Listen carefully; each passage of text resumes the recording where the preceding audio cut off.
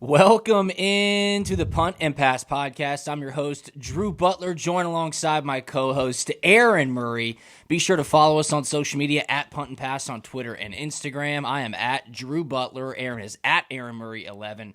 Head on over to puntandpass.com, the number one destination for all things college football. It's got our merch. It's got our YouTube channel. It's got our blog. It's got everything you need to stay on top of the greatest sport in the world. First things first, Merry Christmas to everybody. Christmas Eve Friday, Christmas Day is Saturday. It's the best time of the year. Hope everybody has a safe and happy holidays.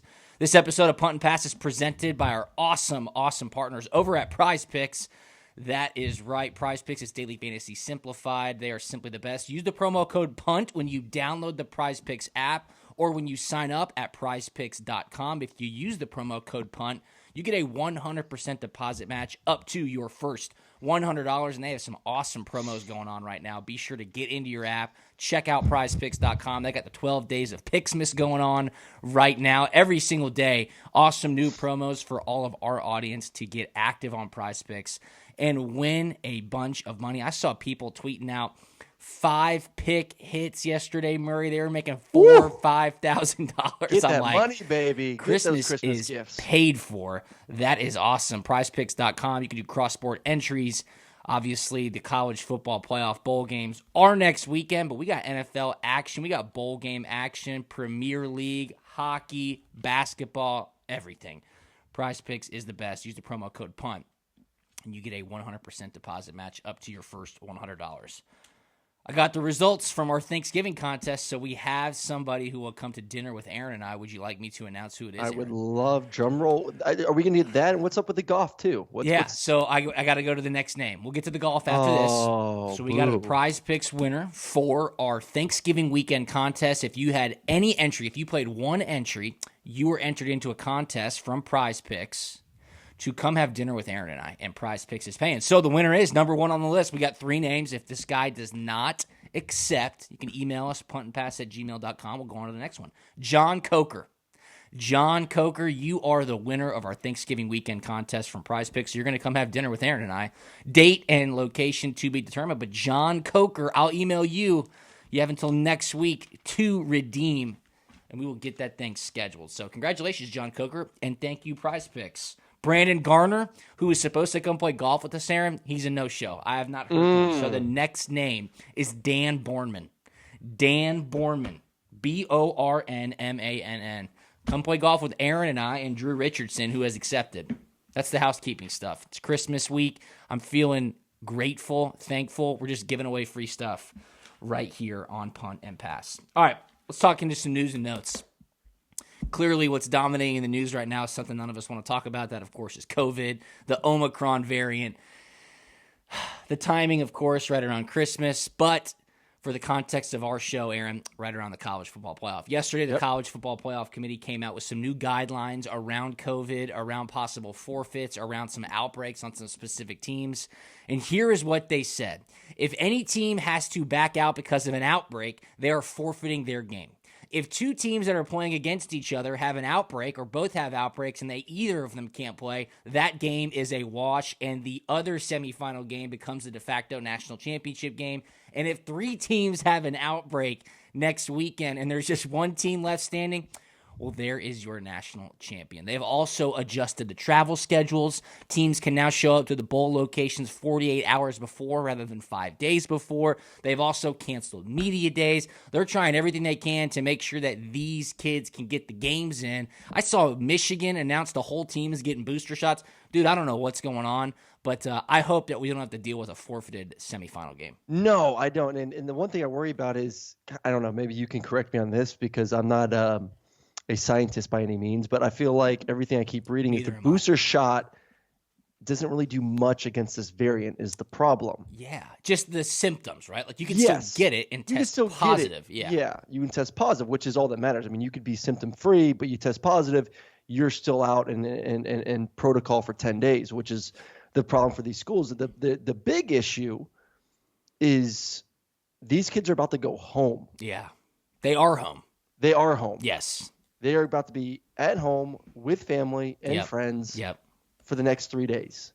And I'm sure every team comes Sunday night when they report back to Michigan or Athens or Ann Arbor, or Tuscaloosa or there in Cincinnati are going to get tested Sunday night. So the This College is gonna be Football Playoff interesting. Committee It's gonna said be that the interesting. teams have to remain with their in-season testing protocol. Is that correct? I think I read that as well. Yes. Yes. So obviously, if you leave for an extended period of time, you're going to get tested when you come back. Yeah. So to me, I'm stressing as a fan. I'm stressing if I'm a coach, because with just how fast this thing is rolling right now, this variant. Yeah. I mean, and as soon as those guys go back home, then come back to the facility and hanging out with their buddies, I don't know. This is, to me, we're going to have we may need to hold off on like next week's podcast, because I don't want to be too premature. I know. Because I think shit's about to hit the fan. And I'm a little bit worried about those games next week, because of the fact these kids are now home for the next 3 days with people that are most likely not being as safe as they are. I can tell you one thing: Kirby ain't sleeping right now. No. Kirby ain't sleeping. Well, especially two of his players have already tested. Two that we know of. Two that we've know of that have tested positive. The good thing with them, at least, is I believe they've tested positive early enough that they'll miss practice, but I think they should be able to go for the game. Like, I think based on the timing, they should be good to go like Thursday or Friday.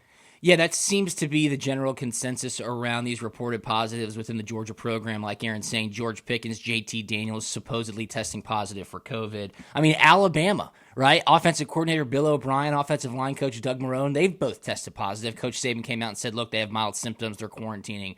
It's just the reality of the situation right now. What is going to happen? We don't know, right? I had heard there was some funny stuff going on in the Alabama locker room a year ago, because they had no positive COVID tests last year, and every team had at least some. I heard there was some ways to scoot around the COVID test in Tuscaloosa last year. Maybe, maybe not. I don't know if they continue that. Did you hear that? Did we talk about those rumors, or was that off air that we talked about those rumors? I think it was off air, but if you have a stuffy nose and you like to use something like an Afrin to clear you up, maybe that could mess with your COVID test. That's all I've heard. That's all I've heard. Okay, I cannot confirm nor deny that, but maybe the Afrin at the Walgreens in Tuscaloosa is off the shelves when those guys get back before they head out to Dallas. It'll just be a really interesting situation. I have no idea what's going to happen, and the last thing you and I are going to do is get into the political nature of this madness. But I remain steadfast in that if you are vaccinated and you are asymptomatic, you should not have to get tested. If you are vaccinated and you are not showing symptoms, you should not have to get tested. Now, I saw what happened last week with the NFL Players Association, right? Obviously, the variant's running through the NFL right now. Guys are having to sit out when they're vaccinated and not even showing symptoms. And the Players Association came out and said, what are we doing, right? If we have the flu, you guys make us play. Now, I'm not comparing by any means necessary COVID to the flu. What I am saying is that guys are sick. Like sick, in the locker room, sick, flu bugs, stomach bugs. Man, they run through locker rooms like you can never believe. And the coach will literally ask you, if you have the flu, are you going to be okay to play on Saturday? Are you going to be okay to play on Sunday? Are you going to be okay to play on Thursday night? It's never even a thought. It's, can you play? I know you're sick. I know you're feeling like crap. Can you play? Now with COVID, and of course, we know it's the nature of the beast here. You could be not sick at all, right? Showing no symptoms. Not one symptom. You could be vaccinated. You can be triple vaccinated with the booster, and they will sit you out, okay? I think that is where the Players Association is really going to dig in here, okay? Because the teams and the leagues have said, hey, if you get vaccinated, you don't have to wear masks. If you get boosted, you don't have to get tested, and they just keep clawing back on what they're telling these players and these coaches and the staff to do. When you have a union backing you, those situations could get sticky.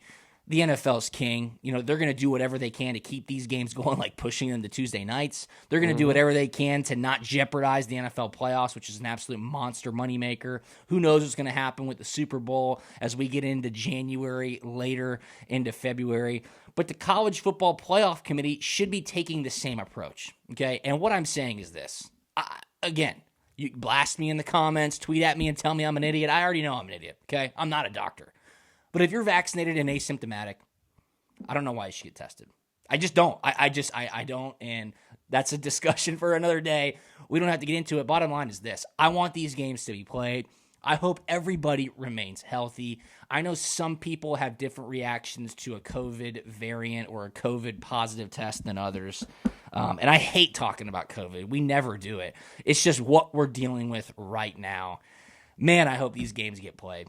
And I hope, too, for the players, like, man, that would suck. You make it to the college football playoff. You get an awesome semifinal location like Miami or Dallas. And now the teams might not even have to go. You don't even get to enjoy bowl week. You just have to stay in Athens or Cincinnati or Tuscaloosa. You know who's not mad about that, though, is I guarantee that the coaching staff Coaches. Well, yeah. They're getting their fat bonuses. You better believe that. Well, so, I talked to Brooks and Moorhead after the SEC championship game, and they were all about going to Dallas. And yes. I think we've talked about it before for multiple reasons. One, you get to be indoors for 3 straight games. Yep. SEC championship, go to Dallas, you're indoors, and then the national championship will be in Indy. So you're used to playing on turf. You're used to playing indoors. More things you can control. Yeah, you can control. You go to Miami, maybe it rains. You don't want the weather to be the factor of why you lose a football game.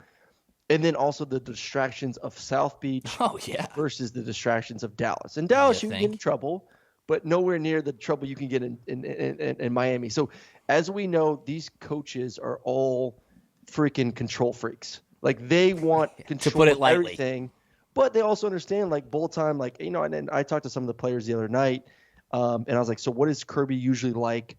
This is before all this COVID stuff was really breaking down. I said, what's Kirby usually like before a bowl game? Like, are you guys allowed at all? And they're like, actually, the first night or two, our curfew's been like 1 o'clock. Nice. And then after that, it's, gets back to like 10 or 11, back in your room. Gant's going to come around and check.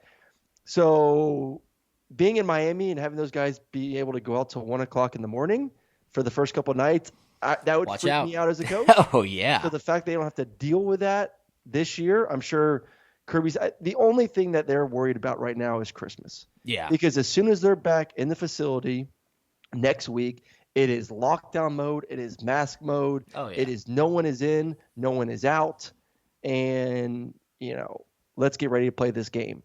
But I also wonder, too, like, we've heard from NFL teams of you pretty much like put your third-string quarterback – like, don't even come to the facility. Yeah, put them in the some of these garbage teams can. Take like walk-ons, like a full walk-on. Oh, team. yeah. Say, hey, don't come to the facility. Maybe you can jump on Zoom meetings, and you guys are staying at home. Like an emergency type situation. Yes, an emergency type situation. So at least you could play the game. The chance of you winning are slim, but at least you could play the game, and you just never know. Mm-hmm. So going to be really interesting to see how these coaches handle pre-Christmas, post-Christmas, next week, heading to these bowl games, heading to the national championship. The one thing about the Natty, though, they did say they could push it back to the 14th. So that's the one game that has a little bit of wiggle room. Scheduled for the 10th.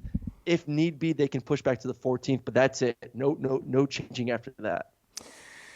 The world is upside down, man. I just hope all these games get in. You're already seeing some teams have to back out of bowl games. Texas A&M notably pulling out of the Gator Bowl. It seems like Rutgers is going to fill in and head on down to Jacksonville. Good for Rutgers, I guess. 5-17 based on academic requirements. I think they said they got chosen. I have no idea what that situation is like, but they're stepping in for Texas A&M. I'm sure that's not the first. The Peach Bowl has come out and said, and a couple of other New Year's Six Bowls has come out and said, hey, we can push this back a few days. I just love college football. I love bowl season. And if you love bowl season too, you're going to have a great opportunity to make money around it on Prize Picks. That's right. If you go to prizepicks.com or download the Prize Picks app, you use the promo code PUNT, you get a 100% deposit match up to your first $100. The 12 Days of Picksmas is going on right now. Brand new promo opportunities every single day when you get into your Prize Picks app or when you head on over to prizepicks.com. People are making tons of money. Go check out Prize Picks at Prize Picks on Twitter and Instagram. They are reposting some players' gigantic wins, 10xing $500 entries. I'm no math whiz, but that's $5,000. Woo! Christmas, baby. Thank you, Prize Picks. Great Thursday night football game tonight. You got the Titans hosting the Niners. Jimmy Garoppolo, Ryan Tannehill. Only a couple more weeks of the NFL season. And then NBA. People are crushing NBA on Prize Picks. Bowl season, college basketball, NBA, NHL, Premier League soccer, esports. Prize Picks is the best. Promo code punt. Promo code punt. Get on there because I will be on there tonight, especially a little Florida football action. Yeah, what do you think about this game tonight? UCF taking on Florida in the Gasparilla Bowl. So, everyone's like, oh, Florida doesn't care to be there. I think the one thing that may give Florida some motivation is the fact that they want to have a good first impression for Billy Napier. Like, you want to go out there and show your coach who's going to be, who's been at practice. Is Emory Jones playing tonight? Yeah, Emory's starting because Okay. Anthony Richardson is out. And this is Emory's last opportunity before he hits the transfer portal. So this is crazy. The kid's already said he's going to leave Florida, but he's going to get one more game. It's like an open tryout. It is. Well, I think his best place he could go is UCF. Oh, really? His skill set, because obviously UCF just lost. Gabriel to UCLA. His skill set fits exactly what Malzahn does. So if I'm him, I mean, that's probably the best place you could go to. So this is an open trial for him in front of possibly his new school and new coaching staff. But going back to Florida, this is their first impressions are everything. Yeah. And because of the transfer portal, this coaching staff has been watching them all week in practice. They'll watch them in the game, and they say if they watch and say, "Hey, your position needs some help. We're going to the portal, bring some guys in." Or they may watch and say, "Damn, dude, we're set at this position. We're not going to worry about it." So to me, that's in my mind, if I'm in the locker room, that's a message I'm going to tell my teammates to go out there and play hard and try to win this game versus UCF. So we'll see. I like Florida in it, mostly because obviously UCF losing their quarterback. I think Gabriel's already gone. Yeah. And I think Emory will show out for his last game there in a Florida uniform. So we'll see. It should be interesting, but definitely get on Prize Picks, have some fun. Yeah, I'm looking at it right now. 237.5 passing yards for Emory Jones. 44.5 rushing yards for Emory Jones. I'd go over the rushing, under passing. So over 44.5 rushing yards, under 237.5 passing yards. And then, Florida's defense obviously had their struggles all year long. Dylan Gabriel out of this game. Mikey Keene taking over as quarterback for Central Florida. 177.5 passing yards. You have to go over, right? I mean, Florida's defense, they haven't done anything all season long. No, they haven't. And so, yeah, I'd go over. 177. This could be a high-score game. So the total's 55.5. I'd go over. All right, let's get active tonight. Let's start off Christmas week with a bang. PrizePicks.com. Go check it out. Great opportunities tonight. Promo code PUNT, 100% deposit match up to your first $100. PrizePicks.com. Is the NFL postseason more teams in? That's yes, what I was there's one extra team. One or two? One. Seven teams now. Only one team gets a bye. Gotcha. Okay. Yep, only one team, the top seed, gets a bye. That's why, when you're looking at the NFC, Packers, Bucks, Rams are kind of fighting for it. And in the AFC, the Pats are up there. They just lost to the Colts, though. The Chiefs are now back on top. So that race to get the bye will be pretty interesting. And now there is a Monday Night Football playoff game on Wild Card Weekend. So you have 2 Saturday, 2 Sunday, and a Monday night game for the first weekend of pro football, which is actually pretty sweet, I think. Yeah. I'm sure that game will be a complete dud. I mean, all the, like that usual 4:30 wild card game when it's like the Texans versus, whoever, and it's like a 16-10 type game. I feel like boring. The AFC could be interesting, though, because there's some good teams in the AFC that are going to make it that have a chance to upset like the number 2 seed. Yeah, and the funny thing about that is if the Chargers are the 7th seed, or if Indy's a 7th seed, those are good teams that could easily win against the number 2 seed. No, you're 100% correct. I think the AFC is a little bit more obviously more competitive this year than NFC. I think NFC, that 2-7 should probably be a blowout, but unless it's Tampa Bay versus New Orleans, then I'm putting my money in New Orleans based on them. Yeah, no shit. Just having Tom Brady's number. Right now, the Bills are the 7th seed in the AFC. And obviously, the Bills can get hot. They can't really run the ball right now, but if they get hot, watch out. And then the Vikings are the 7th seed in the NFC. So the Packers have already clinched a division. Mm-hmm. So they're in. They're the only team that's actually clinched a spot in the league so far. But I think the playoffs are going to be pretty awesome this year. A lot of parity in the NFL, which is like Roger Goodell's dream. Every team going 8-8 and beating up on each other. So definitely interesting times. Anything else, man? I'm just pumped it's Christmas. Hope everybody has an awesome holiday. Oh, I have to say one thing, and this is absolutely tragic. Robbie Roper. the quarterback from Roswell, a senior, had an unbelievable senior season, well-liked in the community, had scholarship offers to go play football. Aaron, he goes in for a routine shoulder surgery and passes away tragically from anesthesia complications. I mean, Oh, gosh. just gut-wrenching. You and I both have kids. Heart-wrenching. Unfathomable, unbelievable.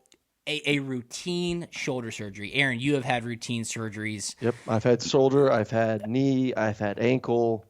Obviously, you've had anesthesia during those, and yeah, it is lots of prayers for his family and friends. It really does. It turns your stomach upside down. So many prayers for the family and friends of Robbie Roper right before Christmas as well. And one of my friends is an anesthesiologist. So I sent him he's an anesthesiologist in Texas, and I sent him the article, and I said, have you seen this? How heartbreaking is this? And he sent me this. Wow, this is an absolutely crazy and heartbreaking story. I would need more details, but there are very few life-threatening side effects from anesthesia, especially for a young and healthy 18-year-old. I'm interested to hear what additional details they release. My initial guess would be a condition called malignant hyperthermia, or he could have had an anaphylactic reaction to a medication used during the procedure. It's just absolutely tragic. And I think this time of year, you kind of take a step back, understand what you're grateful for, your health, your family, all of those things. So prayers to Robbie Roper and his family. Yeah. It's this time of year, as we all know, it's all about family. Yeah. So, make sure you give your loved ones some big hugs and kisses these next couple of days. Absolutely. Absolutely. Merry Christmas, everybody. Happy holidays to all. Thanks so much for tuning in for this abridged version of the Punt Pass podcast. We, of course, want to keep everybody up to date on what's happening around the world of college football. I'm sure as soon as I publish this in about 20 minutes, gigantic news will break, as it always does. Always. When we get on here and talk about the world of college football. But be sure to follow us on social media. At Punt Pass, at Drew Butler, at Aaron Murray 11, puntandpass.com. Prize Picks again, at Prize Picks on Twitter and Instagram. Download the Prize Picks app. Go to prizepicks.com. Use the promo code PUNT. You get a 100% deposit match up to your first $100. So much opportunity with the 12 days of Picksmas going on. Well, Murray, tell the family, Merry Christmas. Same Love to you guys. Same to you. Appreciate you all. Appreciate all you who listen. For Aaron, I'm Drew. We'll talk to you on Monday. See ya.